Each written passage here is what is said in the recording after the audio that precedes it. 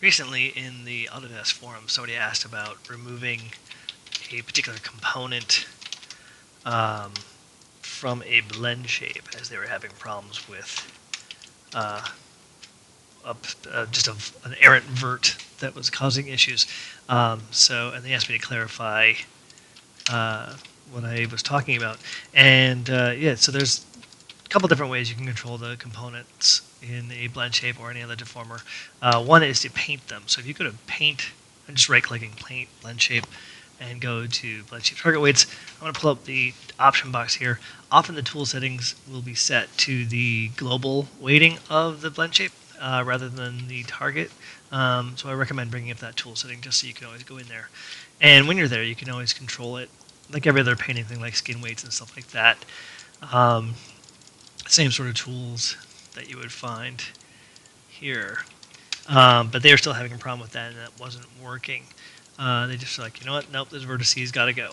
So what you can actually do is there's a tool called the Edit Membership tool, and basically what you want to do is pull that up, and by default, you're like, hey, this tool doesn't work. There's nothing here. So what you want to do is select the object, select your blend shape, hit the tool, and then actually I'm going to right-click on my object and show my vertices. Let me do that again, and I'll get rid of the. Let's try that again. So I'll select the blend shape. Actually, I don't even need the object selected.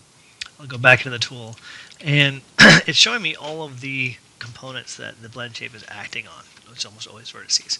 And this little tool, I can use Control to drop out the vertices that I don't want to have control of, or add them back in using Shift. If I just do a blanket select, nothing happens. So I hold the Shift and select, it'll add them. Control will drop them.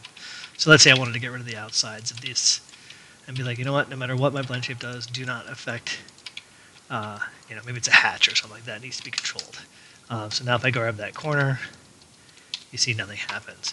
I'll add in a target. Yeah. And what I want to show here is that it affects the entire blend shape node. So if I go in here and make a shape like that and then blend shape it in, you'll notice that the corners that I took out still maintain. They're not being affected. Basically what it is, the blend shape has a set of components it works on, and you've just told it, take those out of the set. By default, it just drops them all in. Another way to control that is if I go in, let's go in and actually bring these guys back in. There we go. Another way to control that is through the relationship editor. So if you go to Windows Relationship Editors and go to the deformer sets, you'll see that you have your blend shape in there. If you have a lot of deformers, it'll be a giant list. You can actually, filter those out to make it easier to select. And if I open that up, you see all the vertices that it's controlling. Normally, you don't ever want to do that because if you have a large object, it'll bog Maya down. And on the right, it shows you what it's controlling. So normally I do nothing on the right side. I do everything with these plus minus buttons up here in my selection in Maya in the main panel view.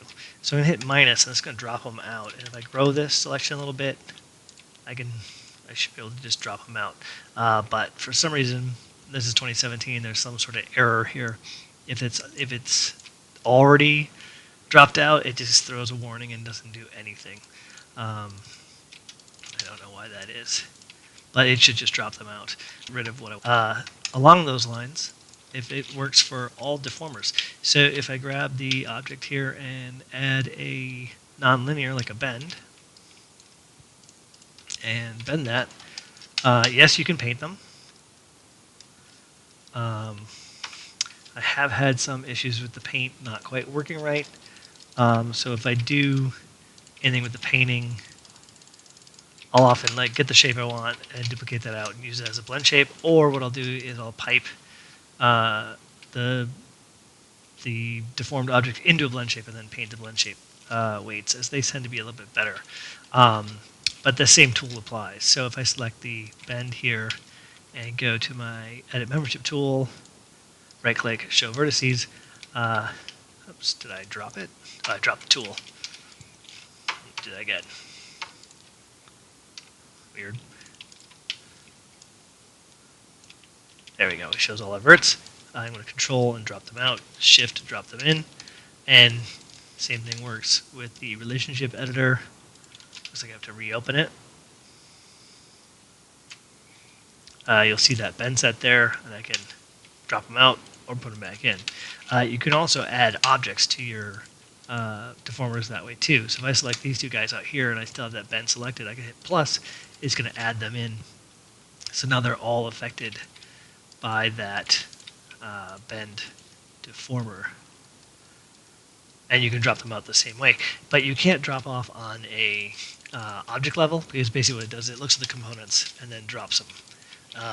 One thing to be careful of too is if you drop something out 100%, it seems that, oh, that time it let me. Sometimes it doesn't let you add them back in again, so just be wary of removing 100% of your components from your list, because then it may just mess up the whole thing too much.